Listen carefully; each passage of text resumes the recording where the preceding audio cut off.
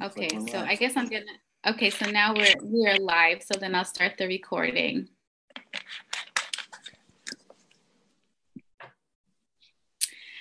All right, so Sean Walking Bear, it is such an honor to be able to speak with you today, to interview you today. Thank you for taking time out of your day. I know you have an extremely busy schedule, so I appreciate you taking the time out to join me for the interview, and then also to be a part of the Tree of Life Summit. And it's such an honor, and I'm so grateful to you for joining us. Thank you. Yes, and so I would love for you to, talk a little bit about who you are and your journey and what you do. Okay. Well, I guess you would call me, some people say medicine man, or I guess the term today would be shaman. Our language, we adopt words from different, other countries, other languages, and we kind of make them our own. And that's how shaman kind of entered the English vocabulary.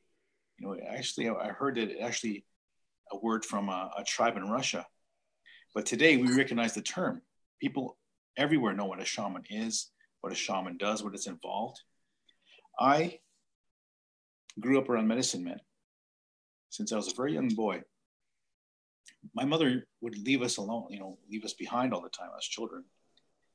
And whether it be our grannies, our aunts, it always be around old people. And I find with that, you get instilled with a lot of old tradition and values. And I think that's very valuable, what we had. And despite it being very lonely for us and a lot of hard work for us, my brothers I'm speaking of, I think growing up, we have a lot of traditional, mindsets, how to treat people, how to treat, women. What are the roles? What were the roles back then? A very strong foundation for religion. I was pretty much dragged to every church you can name, whether it's Pentecostal, whether it's Catholic, Christian, I was baptized only because my granny, my aunts were very, strongly Catholic, very strongly religious, faithful. And my granny was raised in residential schools. If people heard of that, where they stripped, Native people from their homes and, pretty much, try to, I guess, wash them of everything they are, and turn them into something else. So we had that in there. But then I had a very strong, teaching and upbringing surrounded by medicine men. It seemed like the men were all medicine men. There was always a sweat lodge happening. There was always children running around, playing around there and helping. And we would always be put to work. And for me growing up, it was hard work. But for some reason, something inside me recognized the strong, magical, spiritual component of it. It's hard to really fathom, but for us, we grew up in the very, I guess, a forested area. Not like a reservation, but we grew up in like a forest. And back then we had gravel roads. And, some people still had no running water. Some people still had no power. I stayed in a small cabin with my aunt on one bed where I bet you there were 7 of us sharing that base, and we had wood stoves, and I'd have to go to the creek and, get fresh water from the creek that you could just drink water out of the creek. Wow. It was fresh, life-giving. So I had that strong component. And when you think of how life would be in the city, it's way different. So it really had kind of a little city exposure, then it had strong, this country exposure. In fact, I remember being young. It's funny because we moved to the city. And I remember being so amazed that hot water was coming out of the tap. Wow. Wow. And that is it's a very funny story to reflect on. Like, how would I be surprised hot water coming out of a tap? Wow. That's just how it was. People would have to get water from you get these big barrels of water and you fill them up at this, we call it water station, which kind of filters and distills water for us from the lake. A lot of people could get water from the lake. They fish from the lake. There was hunting and trapping. But with that, that lifestyle, there's a very strong spiritual component with Native American. As we say First Nations, and people here say, in the States say Native American, and they're the same thing. My tribe is the Cree. The Cree language is there. The Cree medicines were there. The sweat lodge was always there for me. And I had that exposure from very young age up into my teens, where I really wanted to become a medicine man. Just from the magic I seen growing up in the sweat lodge and the pipe ceremonies, of different types of pipe ceremonies, these shaking tent ceremonies, the magic you see was very alive.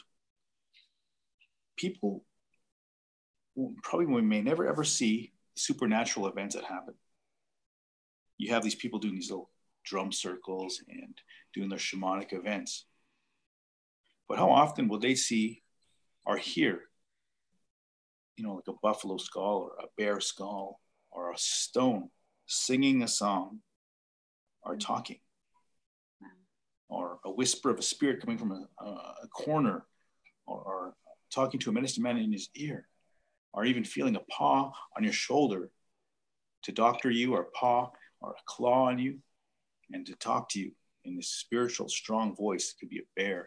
They all have personalities, these spirits, whether it be the bear, the eagle, the horse. There'd be old ancient beings like the first peoples, like the Saki Chak, the old men, tricksters. They come, old ladies, old grandmothers. They come to talk, and they'll come out of a rock and they'll sing and they'll talk and they'll joke with us, or they'll have the medicine man as a medium, channeling these voices. And imagine what power is there. This is shamanism, medicine man rites and ceremony. It is very, I'll say, raw level, where these medicine men have worked hard on their journeys and their paths with fasting, with prayer, and pure faith. This is not a cap you put on when it's time to be a ceremony. This is a cap. This is a life you live. The shaman, the medicine man life. You live. You pray all day. You look at the world through these shaman's eyes. You see magic in the forest. You see magic in a sunrise, a sunset, a stars. You look at it a different way. You look at you think of what season you're in. When you should pray. If you see something out of the ordinary, you can recognize and discern. Is this magic? Is this a spirit? Is this bad medicine? You see people in a different light too. What is affecting them?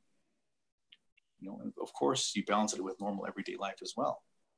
We do live in both worlds, but the spirit dimension will always be there.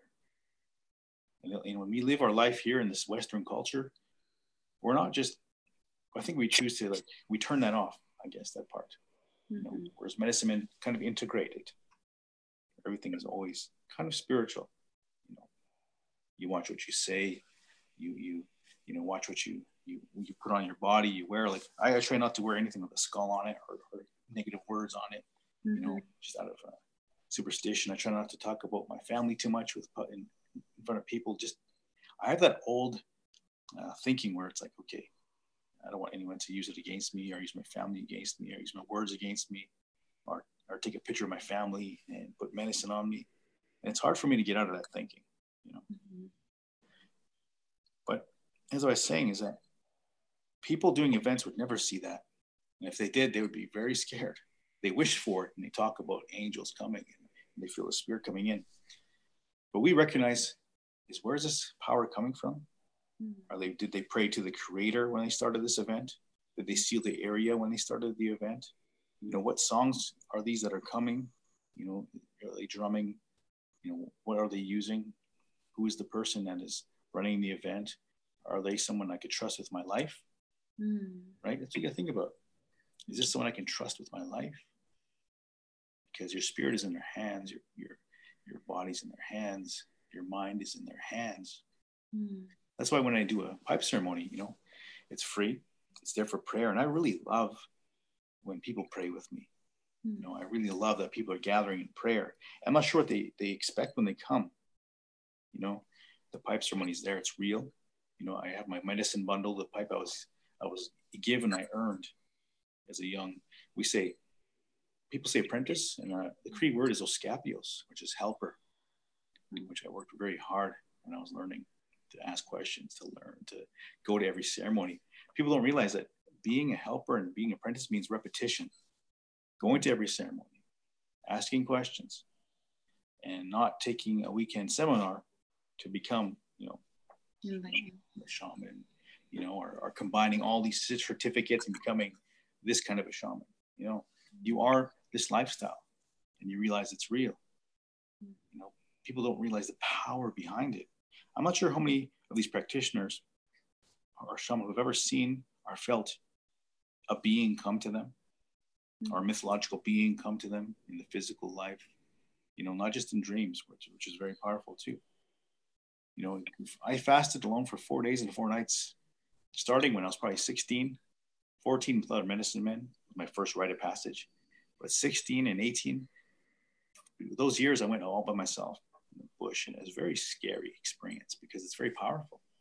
You know, there's a rite, there's a beginning and an end.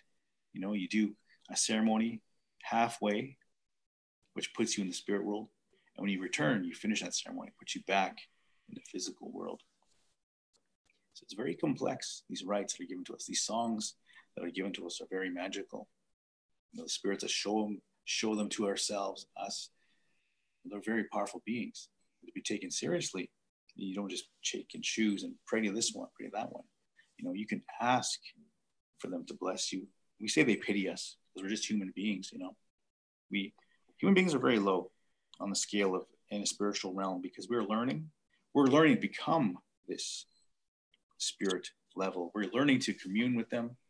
We're learning to use them, their power, their magic, their pity to work through us, to communicate with the creator for us. I think people think they just go like this and they reach the creator. For us, we work for that holiness in ourselves, you know, to rid ourselves of ego, which is blinding, which is deafening to, you know, to the spirits, to be humble, to work hard so that your prayers become a booming voice into the heavens. We say those who have not prayed much are in a bad place or have not had much experience with, you know, religion, have trouble with ego. We say their voice is like a whisper, you know, and only the strongest moments of their sincerity would break through that. Which is why in most cases they need someone like a medicine man to pray for them, to work with them, to teach them the way, you know, let them know this is your ego. People don't realize when they act out of anger or they do things that they're acting out of ego or pride. And I guess when you are on this medicine path, it's almost like instant karma. When you are learning to be a medicine man, it's like your lessons are put in your face all the time, just to keep you straight. You know, you'll have bad luck sometimes, or silly things will happen to you. And my path has been very long, it seems. From when I was 18, I've learned a lot. You know, lessons that have come to me, the spirits that have shown themselves to me. And I never, ever told anyone about it growing up. When I moved to the city to go to university, I never told any of the friends or anyone in the Native community there that I studied this, because it's very political. People like to drag each other down. And it's so sad. They start questioning, well, who did you learn off of? What do you know? How much of your language do you speak? You know, what can you do? And it just they start judging each other and critiquing each other down, you know. So I never bothered, because my relationship with the creator is my relationship. If I choose to help people, that is me helping others, you know. And people who come to helping, people who criticize you are obviously not going to come to help with, you know, ask you for help or criticize you. They're just going to criticize it. I just kept my mouth shut. I did ceremony with my children, you know, with just my loved ones. I went back home and still did the ceremonies.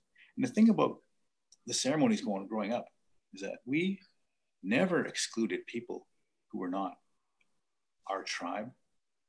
Everyone was welcome. We had university students of all colors and races come and join us in the sweat lodge. They'd come all the time. We go on a yearly fast, a yearly vision quest. And they would come too. And we put them on their road and put them in the bush for 4 days, 4 nights. And then we would go on our own as well. So everybody was welcome. So today I have that same mentality where I'm like, everyone's welcome to pray. Everyone's welcome to come with me. Everyone's welcome to learn the foundation upon which I teach from the start.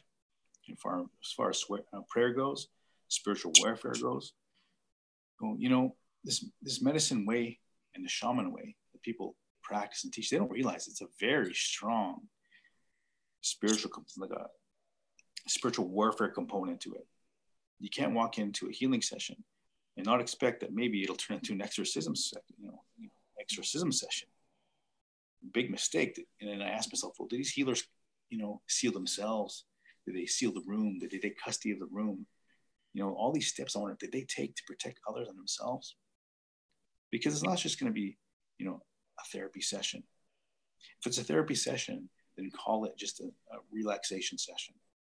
But when you call it a healing session, you need to think about exactly what are you healing, what caused it, who you're dealing with, and is it going to be a battle? Some people want, how versed are they in prayer? Of the many spiritual warfare prayers there are, do they know what to say? Do they know what to call upon? They know how to banish. I teach what's called the 4 Ps, which I put together in what I know, which I teach in my classes. The one coming up, is spiritual warfare in the healing environment, which deals exactly with what I just spoke about. Whereas I'll be teaching a spiritual warfare component in the upcoming shamanism class I'm doing, which is I used to call becoming a shaman. I call it shamanism, level 1, and this will be building the foundation, which pretty much works with the basics.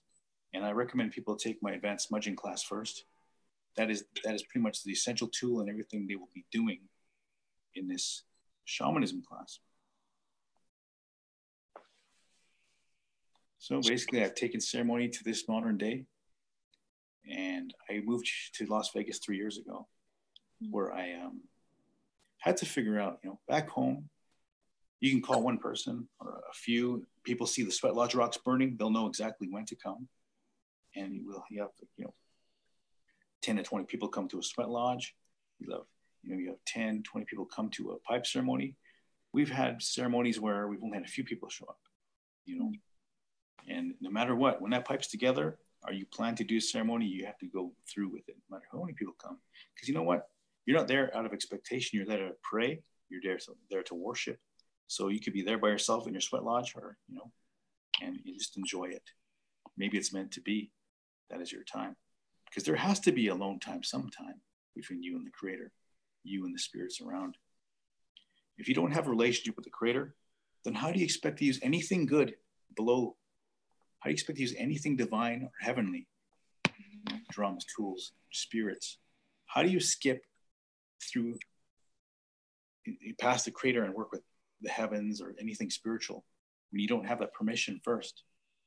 Once you have this permission, this relationship, all of a sudden you can use all these spiritual tools at your disposal and become a vessel. You must consecrate yourself first. You must be a holy vessel first. If you want to use these things, pray for others. And to become a holy vessel, you must have that holy blessing, which is a very large part of shamanism. And that's part of the building the foundation class I'll be doing in the future as well.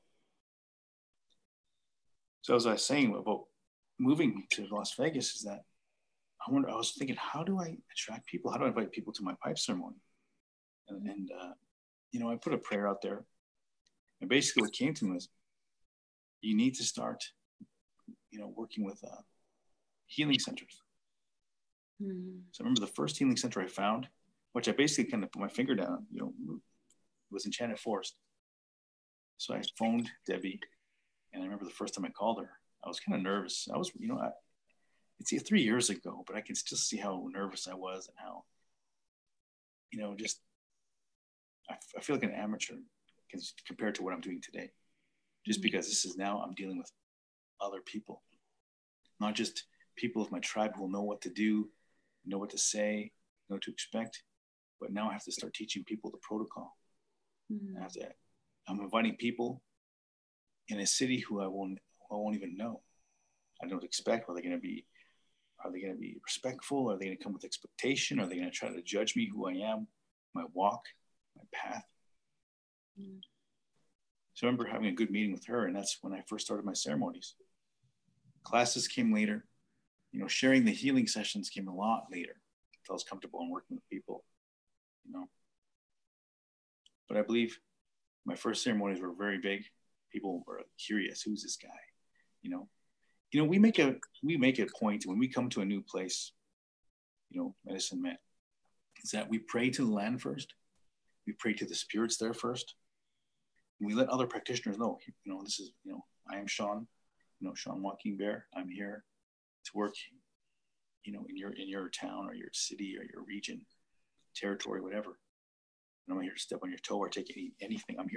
I worship the Creator no matter what. I'm just here offering a service, offering, me as a medicine man. I say spiritual practitioner now, but just offering what I have to teach. And some people, I'm very outspoken. So some people liked me, some people didn't.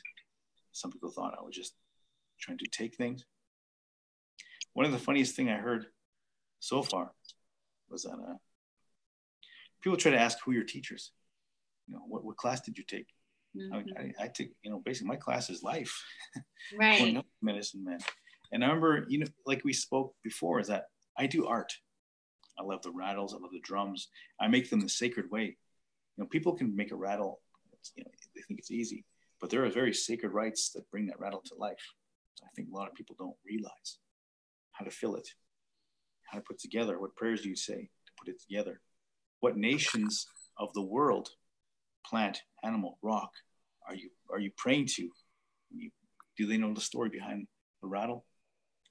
I don't like making drums so much. I think a lot of people make drums anyway themselves. For me, it was a nightmare growing up because you make your own frame.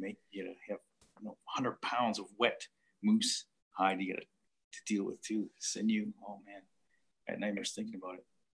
That's why I love rattles. But you're working with these sacred tools to bring them to life. But as far as art goes, I'm also very interested in acting because I think Native American people are storytellers, and I believe that was gifted to me as part of my storytelling. As part of teaching, being a storyteller is a very powerful way to teach people, and captivates them, and they learn. I love the humor the old people would have, and I think I carry that with me, that humor, when I teach. But acting is what I do too. I love it. When I first seen real natives on TV, I remember I was like, oh wow, there's real natives on TV. And I must have been 14 when I first seen my first program in Canada, real natives on TV, and I was like, whoa. And what's funny to me is I thought we're allowed. And when I think back, how do I even think that? Are we allowed? There just weren't any native actors, I guess. Very few. But now there's so many. I remember that's what I wanted for myself. I want to do that. But the funniest thing I heard recently was some people said, oh, this guy's a medicine man. Oh, but he's an actor too. He's just acting it. Thought, how is that even possible? Yeah. It's so funny. How am I acting? Am I just improvising the whole time? But I thought that was funny. But here I am today. I work only with the Enchanted Forest so far. I've seen so many healing centers come and go. I've seen so many people running them, with the, some are sincere, some are not so sincere. Some people did not have a business plan, but you see these nice centers come and go, and you see the ones that are staying. And then you see the owners, are they sincere? And I believe Debbie is very sincere with her heart and her mission. And that's why I've stayed there. Even her husband is very sincere. He's a practitioner himself. Okay. And you'll find that is what drives, a center to be blessed. You run a healing center, you want it to be blessed. And then it'll last forever because you have the blessing of the Creator and the spirits keeping it alive, using it even then as their own healing vessel. And when I pray for the pipe, I always pray for that center. Bless the center, bless the people, clear out all the evil these people have doctored off of these people. Sometimes when I use my healing room, I'm like, oh boy, who is in here? It might not feel so clean, So I have to smudge it. I have to reconsecrate it, bless it. We say, I take custody of it, make it mine.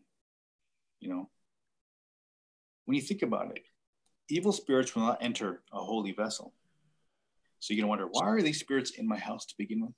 Why are these spirits bugging me to begin with? So you got to realize there's a hole somewhere. There's an opening somewhere in myself, my life, my walk.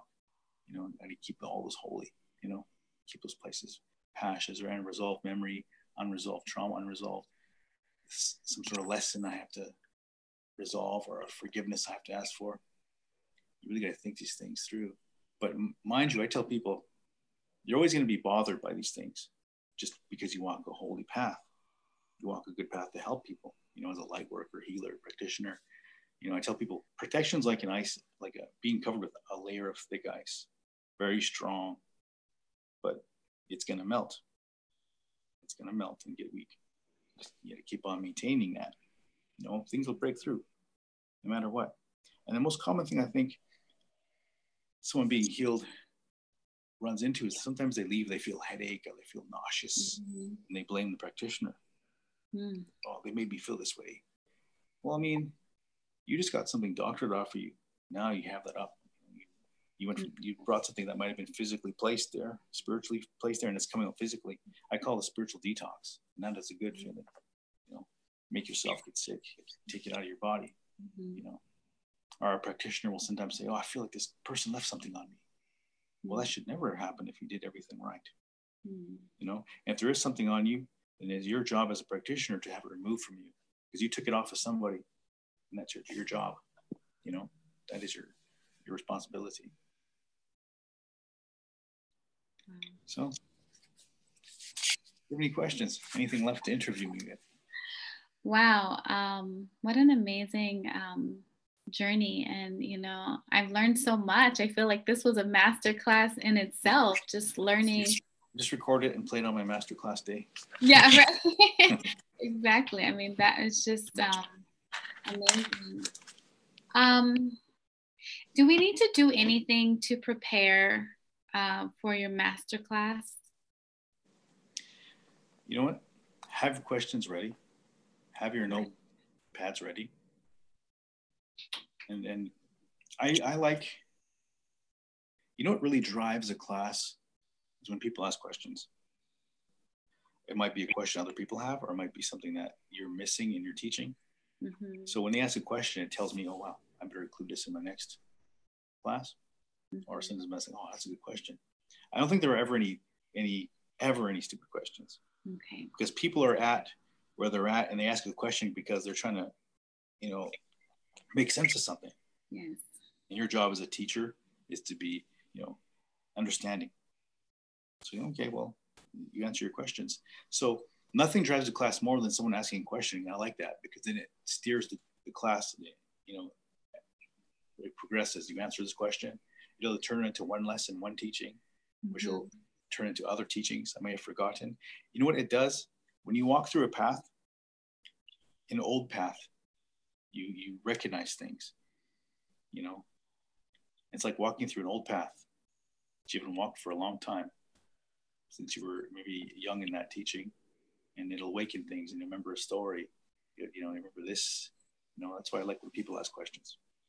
That's great. Yeah, because I think, you know, when one person asks, everyone else is probably thinking it, but maybe they're scared to be the first person to raise their hand or to speak out about it. So I like that you say that, you know, there's no stupid questions, you know, because someone may not know what a rattle is and how it's used and things like that. So maybe you can share a little bit about that. Yeah, about the rattle? About the rattles. The rattle is a very powerful tool for the medicine man or practitioner or healer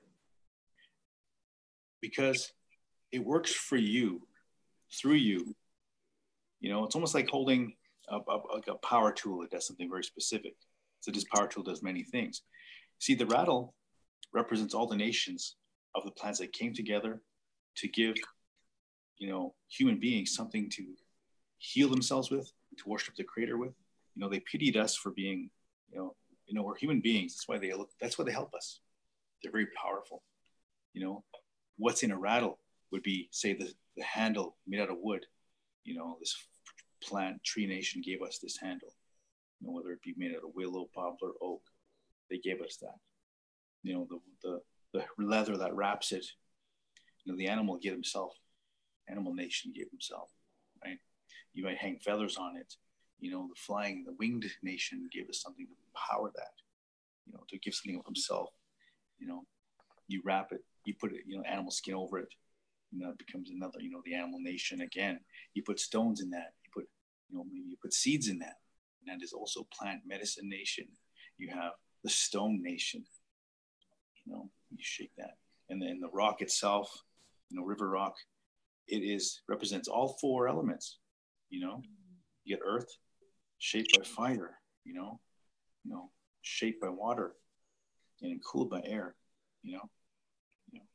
So you have that all together, which makes it very powerful when you shake that, you know, that vibration, you know, the different beats you go through. The heartbeat's always the heartbeat. I always hear a lot of contemporary beats, but you know, the very foundation of the beat is the very first sound you hear when you're born, which is the mother's heartbeat. That's why I use it, you know, whether it's, you know, shake, shake, shake, or it's, you know, the heartbeat. That's why it's a very soothing sound. That's why the drum is very powerful. Heartbeat of the earth, heartbeat of your mother, heartbeat, you know, your own heartbeat. You bring those all into synchronization.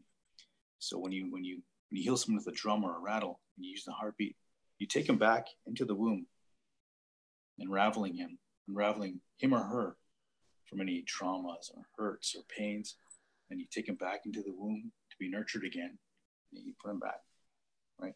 And that's why we use the heartbeat, because it's a very powerful tool. You know, a rattle that's been blessed in ceremony and in your hand, there's two rights. You know, there's bringing it to life, but then there's also bringing it to life in your hand. We say sleep with it for 4 days and allow a spirit to bless it and come into it. The spirit of the rattle has to come alive too. Any shamanic tool is not just a tool you pick up. It's a tool that has to be blessed by the spirit of. That's why, you know, we use it for the heal, to chant, to meditate, to call in those beings, to open doors, you know. Whether the drum opens doors, the chants open doors, the rattle opens doors. Whether you shake that rattle on someone's body too, it's a very powerful healing as well. But you need to know the right. You need to know what you're doing. You know, there's so many facets to it. Okay. And you also have an Etsy shop where we're able Yes. to purchase the rattle too. Yes. So I would love for you to share any information that you could give. Do we need to do anything before we purchase the rattle? Because you're saying, you know, there's information that we need to kind of know, knowledge that we should know about when making the purchase for the rattle.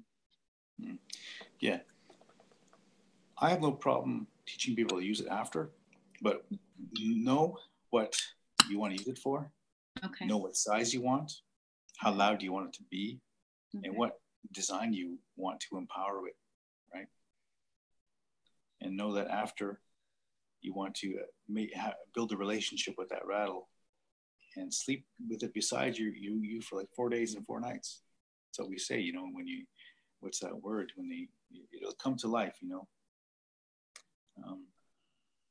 You really want to have it blessed by the creator and the beings, and that's why you sleep with it. Maybe you'll have a dream about it, right? Okay. Attunement. That's the word I'm looking for. Attunement. Attunement. Okay. And we were talking earlier before we started the interview about people who are coming to Las Vegas, and you know, maybe they're not familiar that we have a wonderful spiritual community here. We have classes, and we have, you know, centers where people can go and you know, take classes and attend ceremonies. So how can people sign up for your classes? You know, maybe if they're just coming to Vegas for a visit. Yeah, I was very surprised about the very large spiritual community here as well. You know, on my visits prior, you know, you go to the Strip, you know, you go to landmarks, you never really think that there's a spiritual community somewhere hiding. You know, you got to leave the Strip for that. You know, and I think any place that has something like the Strip, I always say the darkness, you know, attracts the light, right? And vice versa. So we have a lot of light workers here, a lot of practitioners. And it's amazing how many events could be happening at one time. The only thing that makes me sad is there's really no unity between them. It's like having factions in houses. You know, there's house spirit, you know, spirited house, enchanted forest, you know, and we have new ones popping up every now and then. But there's no one really working together. You know, we have people that hop a little bit, and then they think they have to have loyalty. You know, loyalty does power a place and help keep it alive, and has the, you know, the rent paid, practitioners paid, you know, surviving. But I think it's nice to visit one place who has a class one day, visit their practitioners, you know, their spiritual leaders, you know, and really, you know, learn a lot and go full circle. Imagine living in a town where when medicine men can heal something, but you just can't go to them because they will not accept you because you're from this house, from this healing center. And that's how I feel sometimes. They feel like they can't come. Or there's some, maybe, you know, there's always gonna be some sort of little politics separating, rumors, or who knows what. But I wish there was a lot more unity. And I've been to all these healing centers, and like I said, I really like Enchanted Forest, but I had no problem in the past working in different places. I just now have a home base. Okay. That it's less stress for me to just be in one place sometimes. Okay. But people are free to look on Yelp, you know, Facebook, just search, you know, you'll find a whole bunch of groups, events happening weekly, daily, monthly. It's amazing.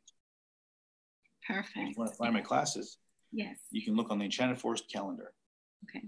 Or you can, you know, search for me on Facebook, message me on Facebook. I have for people who want to become shamanic practitioners, I also have a little secret group I have. Okay.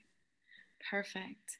All right. Well, you know, I am so honored to have you be a part of the summit and to learn from you. I look forward to attending your classes and learning. Well, I'm honored. Yes, I'm honored too. And I'm part of something. Yeah, I mean, I'm excited to get more plugged into the spiritual community here in Las Vegas, and I would encourage people that are watching, and whether you're watching on YouTube or catching the replay on Facebook, I would encourage you to reach out, because, you know, one thing that I always say about you, Sean, is that you're incredibly approachable, and humble, and, you know, just make it easy for people to talk to you, to reach out to you, to ask questions without feeling silly. I feel like you really meet people where they are. And I think, in my opinion, that's what makes a really great teacher, is, you know, being able to meet people where they are, you know, and allowing people to kind of openly, you know, show their vulnerabilities, and without, you know, like you said, fearing of asking a dumb question, or because there's no dumb questions. So I appreciate that about you, and I'm looking forward to, you know, learning more. And I'll definitely share the website and the information in the description box. So, and I'm not sure, are you able to talk about your new show? Well, actually, this is the third season I'm in. Okay. And it's called Frontier. And you can watch it on Netflix. Netflix. Okay. Yeah. Netflix, Frontier. So you can watch Sean Walking Bear there as well. It's fun. I love traveling. I'm in St. John's, and it's freezing. It's wow.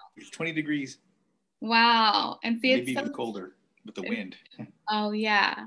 Because you're used to the Vegas weather here now. I got used to it, but you know what? My old northern Alberta, Canada Cree blood is kicking in, you know? Yeah. Starting up. Okay. All right. Well, thank you so much. And we're all looking forward to your class. Well, thank you. See you there. Okay.